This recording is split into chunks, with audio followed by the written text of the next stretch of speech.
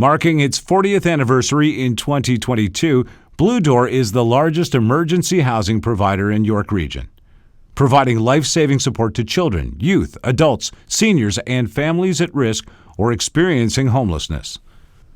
Along with offering emergency housing and housing retention support, in the past 2 years, Blue Door has expanded its service offering to further work toward preventing and ending homelessness through Inclusion, the first supportive housing program for 2 SLGBTQ+ youth in York Region. Construct, a social enterprise by Blue Door, providing supported skills training to help youth and adults break barriers to employment and secure meaningful careers in construction trades. And launching in 2022, a health hub which will include a nurse and in-reach system navigator to help people regain the health and well-being needed to secure and retain permanent housing. Join Blue Door's mission and become part of the solution by learning more at bluedoor.ca.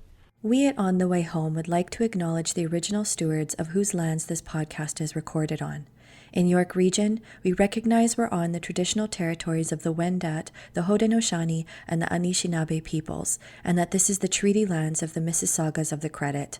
And in Vancouver, we acknowledge that we are on the unceded territories of the Coast Salish peoples, the Musqueam, Squamish, and Tsleil-Waututh, whose presence on these lands continue to this day. Welcome to On the Way Home, a podcast dedicated to the issues surrounding homelessness and the incredible experts making a difference in the lives of homeless people. Remember to subscribe to the podcast anywhere you're listening and share it with a friend. Welcome to another episode of On the Way Home. I am your host, Michael Braithwaite from Blue Door. This podcast is brought to you by the good folks at Blue Door and, of course, from the Canadian Alliance to End Homelessness. And if you don't know and you haven't done so already, go to the Canadian Alliance and Homelessness website, so caeh.ca, and check out their conference. It's coming up in the fall, biggest conference of its nature in Toronto this year. If you want to attend in person, or you can attend virtually too as well. You don't want to make the trip, but some of the best speakers, some of the best experts from around the world come, and we discuss all things housing, homelessness, health, policy. It's just an incredible conference, and so make sure you get booked in before it gets booked up.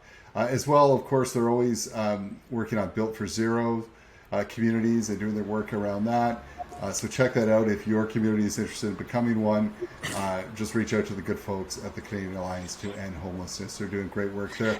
And of course, at Blue Door, as we record this, it is Pride Month at Blue Door. We are marching in the York Region Pride Parade this coming weekend, and we'll be joining our friends at Johnson & Johnson in the Toronto Pride Parade on June 25th.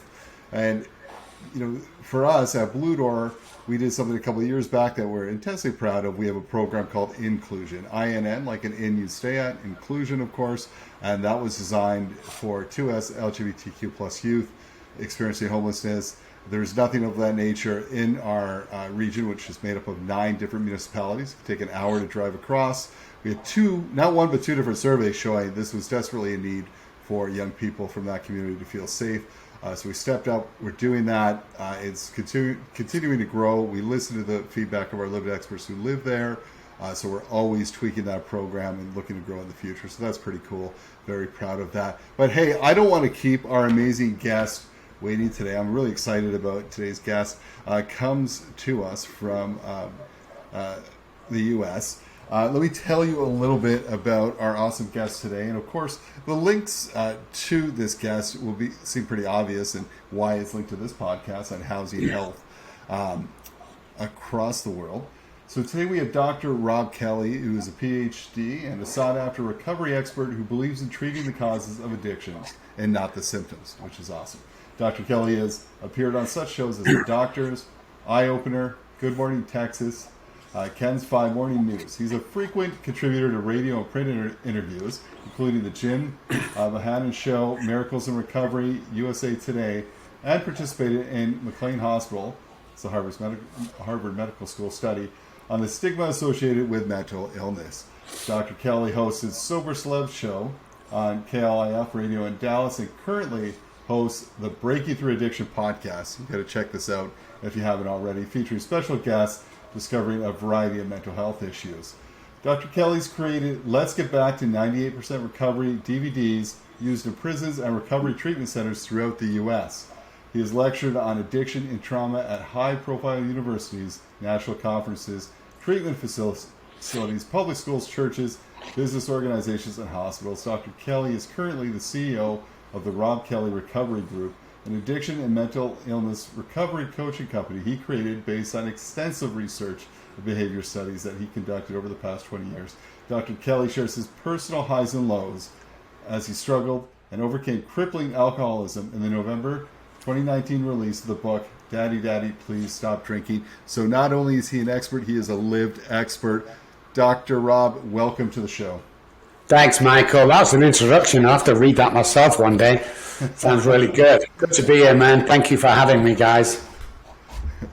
Yeah, we're so fortunate to have you on to share your insights. We ask a standard question of everyone who comes on the show, and there really isn't a correct answer because it's very personal to everyone. Dr. Robb, when you think of home, what does home mean to you? Well, today, home means safety. Home means just comfortable and secure for my family. So it's really big for me. It's really big for me psychologically to have a place that I can call my own home, because probably we'll get through it later, but I was homeless for a long time. So it's really, really important. Wow, and that makes total sense with that personal experience as well. Let's talk about that personal experience. Your bio touches on it, but I'm hoping you could, for our listeners who may be unfamiliar, it's an incredible journey. Can you walk us through it in a little more detail? Well, I started drinking at the age of 9. I was born into an alcoholic family, but back in the day, nobody knew, so I wasn't advised. Took my first drink at the age of 9 in Liverpool, where the Beatles are from, because I'm from Manchester, England, in case some of you thought I was from East Texas. It's not correct. So my first drink at 9, and it kind of, alcohol was really good to me for a long time through school. I was never anything brilliant, but got through school and then playing in bands and become a session musician and drinking and drugging and just, having a great old time. And it wasn't until I was about 25, 26 that it viciously turned on me. And alcohol, instead of becoming my solution, became a very, very big problem to me, because my personality and my behavior was just a 180 to what I was in real life, as in, kind, considerate. I became a raging monster, and we had 2 little children and my wife, and then it became a living nightmare. It was really, really horrible for me. That's so that my wife eventually left me, and within months I was sat on the streets of Manchester, living on the streets, not couch surfing or living actually on the streets with no money, no clothes. Everybody had excommunicated me. Nobody would talk to me. And I was just lonely, sad, and wanted to die.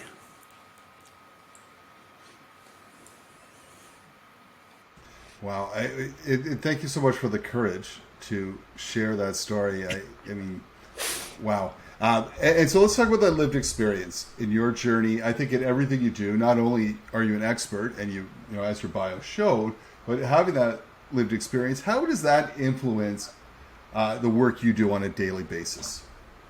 It's 100%. I truly believe that if you haven't gone through a situation, especially alcoholism and drug addiction, you have no idea. You can't go to college to learn this stuff, because you can't psychologically understand the 3 parts of the brain that's affected by alcoholism. And if I'm going to speak to someone, because I still see somebody today all these years on, they must have suffered what I do. And I think not only does it complete the circle of knowledge and education, but you can also place yourself in the shoes of whoever the patient or client is. But vice versa, they can always trust you because they know you've been there. I always say it's like being dropped in Germany somewhere, and you ask a guy when you're driving, can you tell me where Johnson Street is?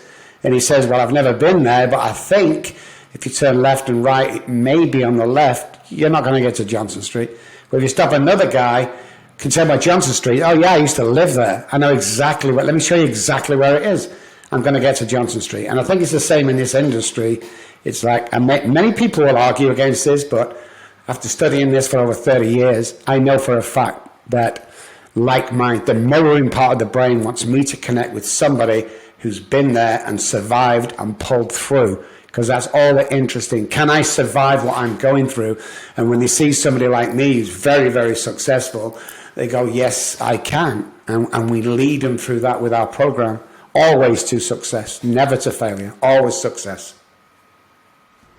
I think interesting that you say that. I think a huge learning for me, Dr. Robb, I have a friend who's in recovery, and when he had his 1 year anniversary, or when he was sober for a year, he invited a few of us out, and it was so eye-opening for me to see. I think there's a stigma, of course, attached to addiction and mental health, of course, but addiction especially, and to see the variety of people there. You had people as young as 16, you had people as old in their 80s, you had very, very successful people at this meeting celebrating this, and you had people who were unfortunately living on the streets, right? So like really showing that, I mean, there is no mental health and addiction touches every kind of piece of society. But it was interesting for me and eye-opening, because I think there's assumptions sometimes made, right, around a stigma, I would guess, right? Yeah, whenever I do a presentation to people, on my PowerPoint, I put two figures there. One is a girl dressed in a nice business suit, and the other is what everyone perceives to be an alcoholic, is the blonde beard, the coat with the string tied round. And I ask them, who's the alcoholic? And all of them go for this guy, where I surprise them when I say, actually, they're both alcoholics. It's just one hasn't gone to the depths of the other one yet. But yeah, it doesn't discriminate. It will come and get you. If you are not sure whether you're an alcoholic or not, trace through your family history. Dad or grandpa, sister, brother, going through generations. If nobody's suffering from alcoholism, then there's a good chance you're abusing alcohol, because it's hereditary. It's passed on from generation to generation. And you can quickly diagnose. Alcoholism is the only self-diagnosed illness in the world. There's something I come up with years ago. 10 DUIs do not make you an alcoholic. You know, if my wife sends me to 12-step meeting, doesn't make me an alcoholic. It's what that stuff does with my mental obsession like nobody has ever dreamt of. Imagine just craving chocolate.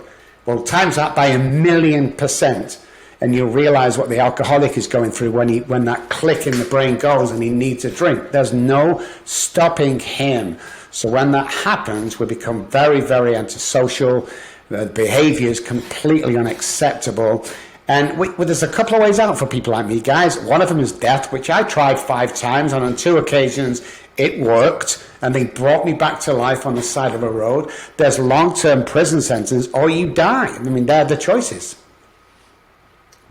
Yeah, and you know, you mentioned something there. So during the pandemic, the organization I work with, when we were housing our most vulnerable, many with addictions and need be, we were not an alcohol treatment center where we actually served alcohol during the day to kind of, but we had to become that if we were asking people to isolate. So it was a huge learning, Dr. Robb, for us. And I also learned, which I didn't know from people who do it, alcohol management, all the time. They told me that alcohol is the worst drug to come off of. I didn't know that. They said, you know, other drugs will really make, you know, of course, they're terrible. They make your body hurt. But they said alcohol, if you just quit, you're a severe alcoholic, it will kill you. And I didn't know that. And they also said the worst time for many alcoholics is first thing in the morning, because it's the longest time you've gone without a drink. So your body's in shock. So yeah, I think there's so much we don't know, and that people like yourselves, experts, are teaching us. So thank you for that. Oh, awesome. I learned to educate people around this because they're very uneducated, and rightly so. You know, everyone thinks alcoholics are not successful.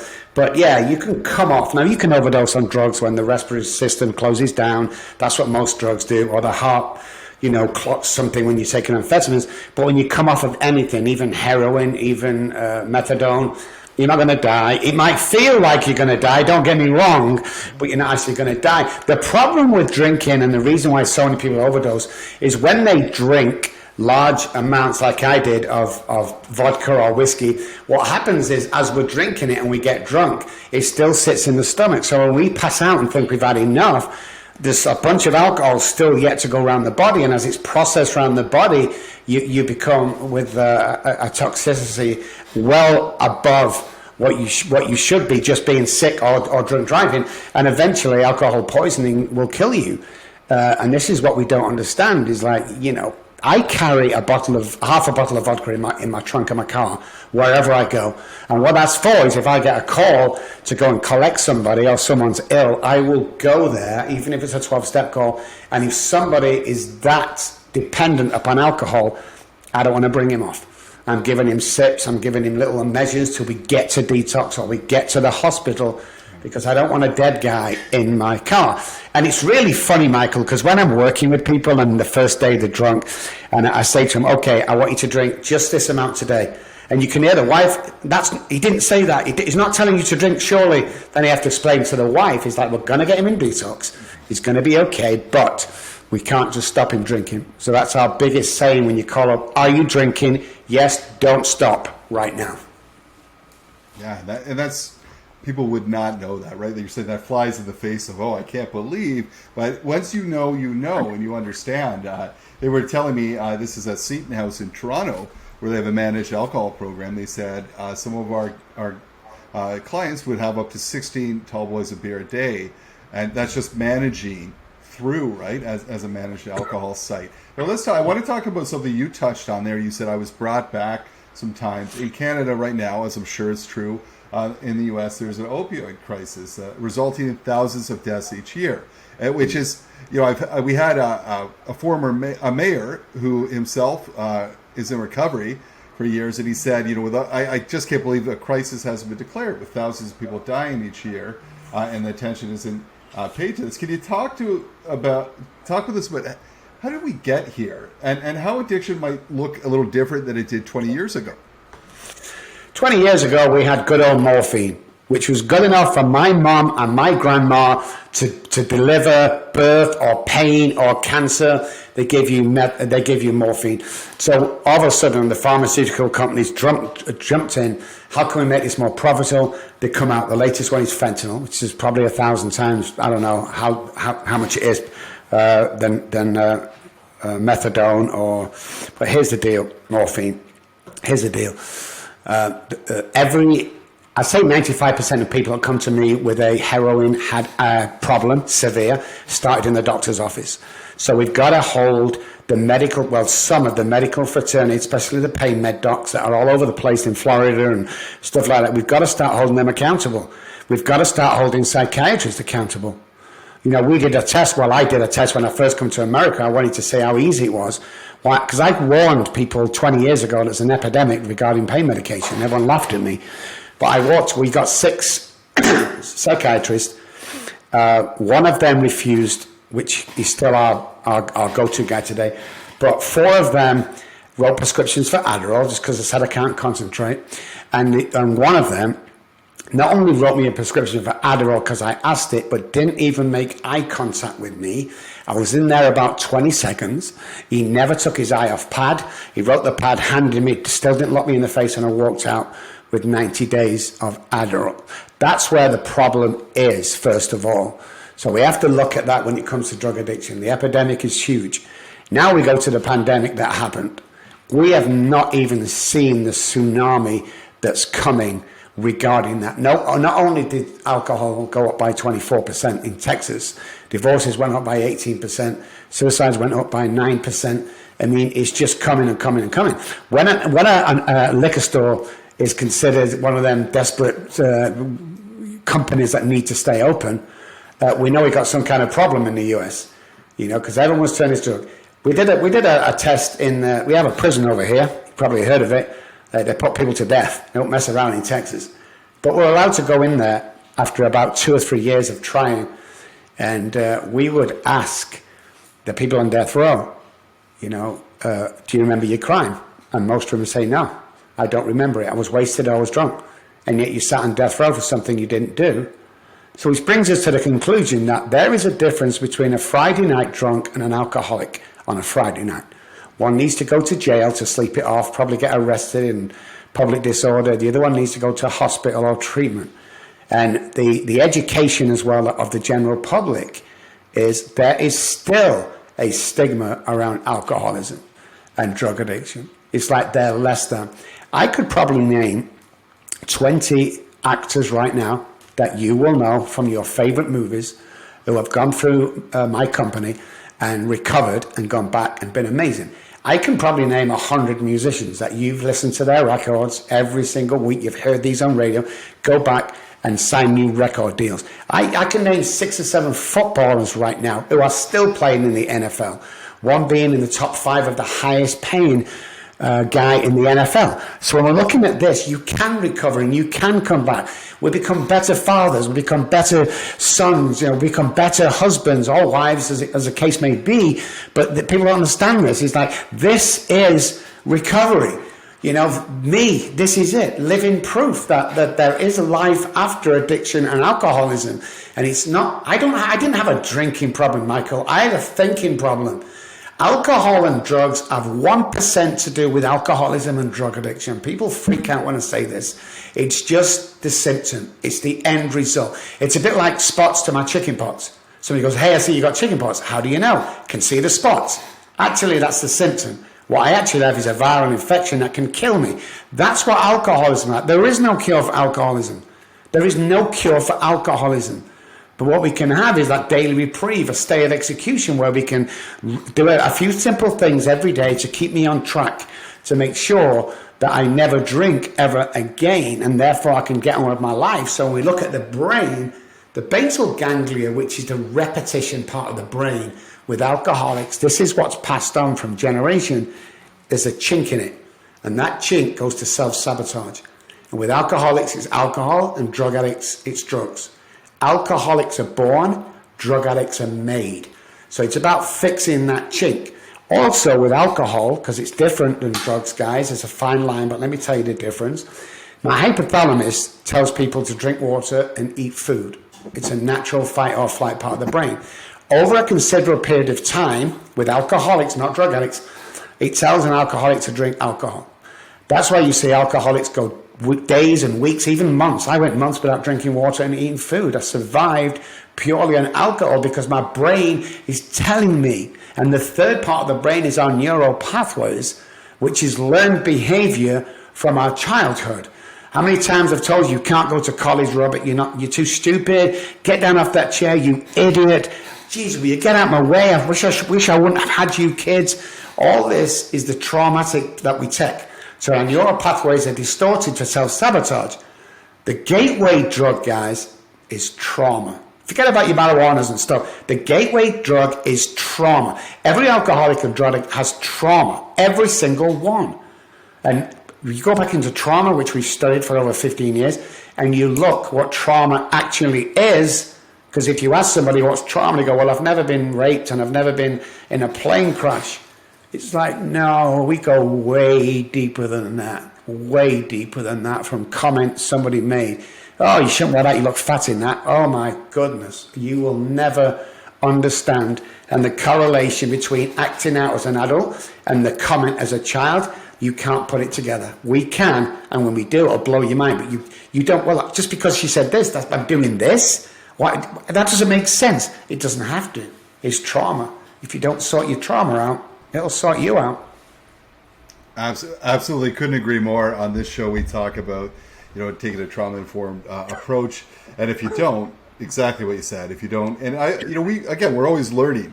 We had a trauma expert on once, and he said, "Look, like someone might come in, and you walk in the room, and your beer is that, is the trigger that the trauma, and they're back to square." So you have to treat, until you actually work through that, you're not going to move forward. Now, you do have a different approach to treating addiction that centers around 4 key aspects that offer the best hope for recovery. Can you tell us about your approach and how it's a little different than your kind of old school approaches? Yeah, well, I realized many years ago that the treatment model is broken. When you're taking little Johnny back into the same treatment center, charging him $30,000 a month, there's something wrong here. When people are drinking, going back from your treatment center back up, there's something wrong here. When you're teaching relapse prevention, there's something wrong here. When there's only a 3 to 5% success rate in the treatment centers, there's something wrong here. So we looked at it different. We were looking at trauma 20 years ago when people were laughing at us saying it's got nothing to do with trauma. We pinpointed trauma. We took it apart. We uncovered, discovered, and discarded how much damage that does. So we use neuroscience as we go in to treat these people. We use neuro-linguistic programming, NLP, to replace broken sentences and words and bad habits and neural pathways.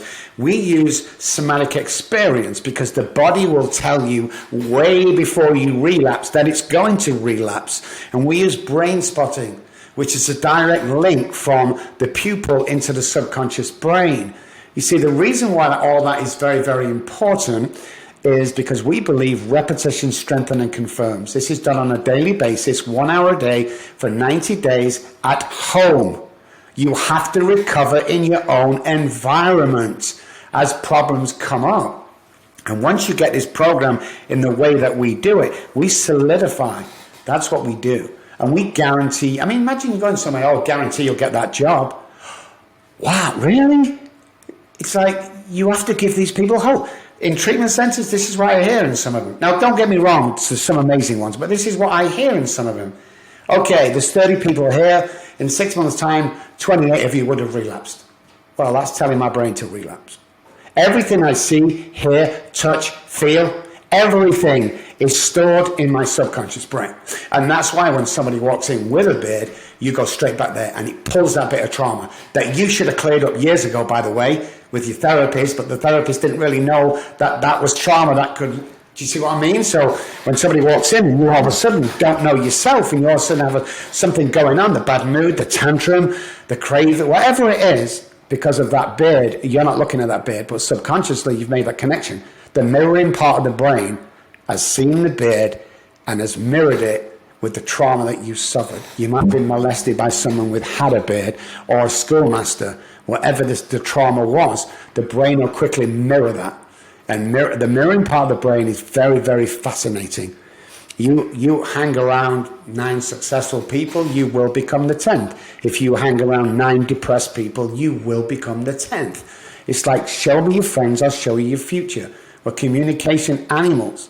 If you have hanging around with some of the guys who have sayings or stupid sayings like shut up, or after weeks or months you will start saying that. You'll start saying that stupid sentence that you hated 2 months ago. Because we mimic, just like monkeys. Monkey see, monkey do. We mimic each other, far more distant. And what happens is we get drawn into that mimicking part, that if he's taking drugs, then we may take drugs with him. Not alcoholism. Again, alcoholics are born, drug addicts are made. That's something very controversial right now. But drug addicts do not have the predisposition. Alcoholics do. Wow. And that, again, like I said, I love, one of the reasons I love this podcast is because we're incredible guests, but I'm always learning. Alcoholics are, the predisposition there versus drugs. Incredible stuff. Thank you, Dr. Robb. Now, this is a really broad question. I don't think there's one answer to it. But what has to change moving forward to reverse the rising number of people experiencing addiction across North America? I think education. I really think education is the key. Once we get educated about what we're dealing with, and that it's not a disease that we look down on. It is a disease, and I'll tell you why, because most people argue this, it's just a choice. It's not a choice when the hypothalamus is against you, telling you to drink. It's not a choice when it's a biochemical reaction to the ethanol in alcohol. So we need to get educated about this. We need to start conversations with our youngsters, 6, 7, 8, 9 need to be educators, alcoholism or addiction in the family. Let's start talking. And the biggest controversial sentence I'm going to say today is don't trust your doctor. I'd question them. Go for a second opinion. Just because he sat there with an MD behind his name does not make him God. There's so many mistakes. The medical fraternity is the 3rd leading cause of death in the USA. I'm going to repeat that again very slowly. The medical fraternity are the 3rd biggest killer of human beings in the United States of America. So you have to question this. Just because they're giving you pills, excuse me, doesn't make it right. So if I'm going to doctor for depression, it means my serotonin isn't firing properly. I'm low on serotonin. So what the doctor will give me is an SSR, which I'll take, and my serotonin will boost, and I'll feel good. The question is, what's causing the depression? Not can we treat it with this drug straight up. What's causing it? Why are you depressed? We're not born this way. Nobody's doing that. Here's a pill, here's a tablet, go out, you'll be okay. What's causing that headache? What's causing that depression? When you get down to the crux of the matter, you'll find there's some trauma that needs cleaning up. So, Dr. Robb, let me ask you this, because you touched on it a few times, and I agree. I think, in Canada as well, we have a great medical system. However, you have to be your own advocate. You have to push harder. You have to ask questions, like you're saying. But why is it that we hear a lot about doctors prescribing, and we've heard about in the past the oxy, and like different things that people get hooked on? Why do you think that is happening? Because there's a lot of good people who are doctors who really care, doing good work. But why do you think, like we mentioned, the medical community, third leading? Why is that happening? Pharmaceutical companies run this country, and every other country that's successful. If they can't give you a pill or stick you in a treatment center, nobody wants to know you. There's no money in recovery. Now you say, I want to just reiterate this. There are some amazing doctors out there. I'd say like 80% of doctors are amazing. The other guys are financially motivated by pharmaceutical companies. They got like 45 seconds with each patient. It's not their fault. They're just overstaffed.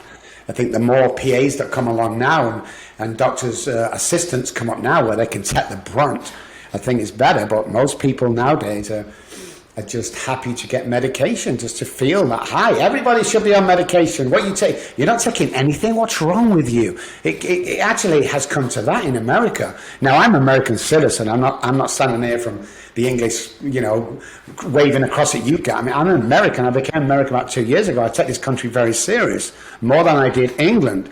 I'm very passionate about this country, and I want to change. I want to change the way people look at addiction. I want to change the education. I want to change the way the medical fraternity are pushing out these drugs, because it's a financial, on their salary, and a financial emphasis on, how much they get paid for every company they take on board, because they get the choice what medication to push. And I'm sorry to say this, guys, but I've seen it time and time again. Now, I'm not a medical doctor. I'm a double PhD. So I've done more work at college than a normal doctor. So before you start on that scale, I'm telling you now, don't trust, second guess somebody, second opinion somebody. There's always a reason. Communication. And we can learn to live with these addictions that we have and these afflictions that we have. We can learn to understand trauma better with trauma patients. Because if you just look at a normal household where let's say the man's a chronic alcoholic and he's raving every night, the poor wife, because we work with the families. That's something great we come up with. If we don't work with the families, we do not take the patient. So what happens is the wife going through all of this, trying to protect the children, seeing the violence in the house, drinking every single night, getting punched now and again. The brain and the trauma part of the brain is the same as when a soldier comes back from war. Both don't know when they're going to die. Both don't know if it's their last day. And they're both walking around on eggshells and nervous all the time and trying to protect their children or protect the country. This is what we need to start looking at and getting more educated. And I'll say this.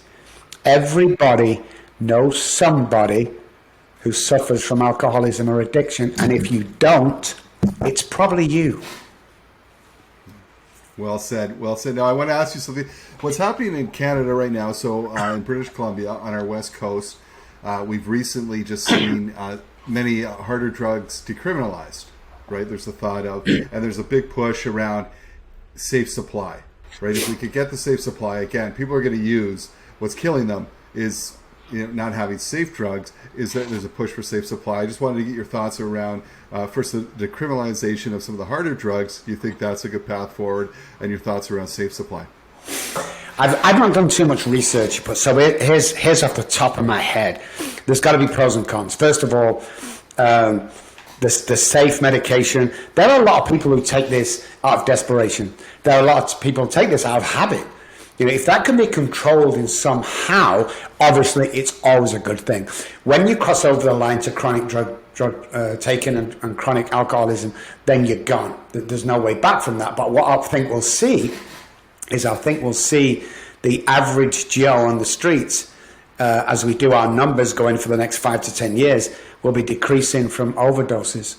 Once we start getting, more educated and we start decriminalizing these drugs. So again, not done enough research on it, but it would be interesting to see how Canada turns out. There is a rumor that a state, I don't know which state it is, I read it in the paper today, we're decriminalizing cocaine and 3 other street drugs. And all we can do is try these methods, because we're in a mess where we are now. I did this on TV a few years ago. Was the injection site inside doctors' offices, and people were outraged. And then my take on it was this: is that I'd rather stick a counsellor in there, and if 1 out of 5,000 drug addicts that came in a safe place put the needles away safe, if one person was saved by talking to the counsellor, then obviously it's a good thing. I don't want to see people injecting in the streets. I don't want to see dirty needles where my children can pick it up. I don't want to see that. And if this is a way around it, they're going to use whether you like it or not. But at least we've got to try these different approaches to the absolute phenomenal problem that's about. And when people report it and report drug addiction and alcoholism, we did a study in hospital Friday and Saturday night for a month. 98% of people on a Friday and Saturday night came in intoxicated, known alcoholic or known heroin and drug abuser. And when they died, because many of them did, they went down as liver failure. They went down as just an overdose. So we're not looking at, was it drugs, was it alcohol? And when we look at them numbers, you think they're high now, you want to see the real numbers, it will scare you. Wow. Well, that is a very sobering thought. Listen, just in case I didn't feed into the stereotypical Canadian stereotype, I just want to show you something here when I'm drinking. This is every Canadian, this is mandatory. Tim Hortons here in Canada. It's not, it really isn't, but it seems to be. I'm feeding into that today. Dr. Robb, this has been an awesome conversation. I could talk to you for hours. I think it's fascinating when you talk about people thinking that there is a look to alcoholism, one look. Same thing with homelessness. They'll say, oh, and usually when I ask grade 3s who are have no filter and are honest, they describe me. They'll say an old guy with a beard on the street. Because they're being dead honest, right? And that's what they see on the streets. They don't see the hidden homelessness. But then we talk about, hey, look at each other. There is no look. It's a feeling. We talk about all those things. So thank you so much for educating us today. This goes a long way. This is why we do this podcast. It's around educating our sector and our listeners so we can move forward better. And you've done that today. If people want to find out more about the awesome work you're doing and the incredible work that you're doing, where can they go? Just jump on any search engine, Dr. Robb Kelly. I spelled my name with 2 B's, ROBBKELLY.com is the website. Just put my name in search engines, I'll come up. And listen, guys, if you sat at home right now, listen to this, and you're feeling depressed, you think you have a problem, or you think that you don't deserve anything in life, first of all, I'm sorry, I want to apologize to you. Somebody's put that there. We're born with $1 million minds. And secondly, 214-600-0210 is my personal cell phone number. I will give you a free 10-minute pep talk that will change your life. I promise. Don't sit out there alone. I'd rather text you and talk to you for 10 minutes than hear of your funeral in 2 weeks' time. Wow. Thank you so much, Dr. Robb. That's incredible. I mean, we've had guests share their email, etc., their phone, but to have someone of your stature share their personal cell phone and offer that, it just shows, if anyone ever doubted, which I didn't think they would, your dedication. They will not now. Thank you for joining us today, and thank you for the life-saving work you continue to do. It's been an honor. Thank you. Well, I'm not supposed to say this, biased, but this has been one of my favorite guests, and I mean it to say I'm fascinated by this. You know why? Because I am not an expert. I work in the field of housing and homelessness, but addiction and mental health, side by side, right? We learn a lot. I'm always learning. And why am I learning? Because I want to do better. I want to help more people. My organization, my sector wants to help more people. So we are consistently and constantly always learning. Today, just that one sentence of alcoholics are born and drug addicts are created. Something to think about, mull over. You may not always agree with everything that with our different experts on this show, but it's a different perspective, and definitely that's going to sit with me for a while. Wow, another great episode. We will see you next time on The Way Home.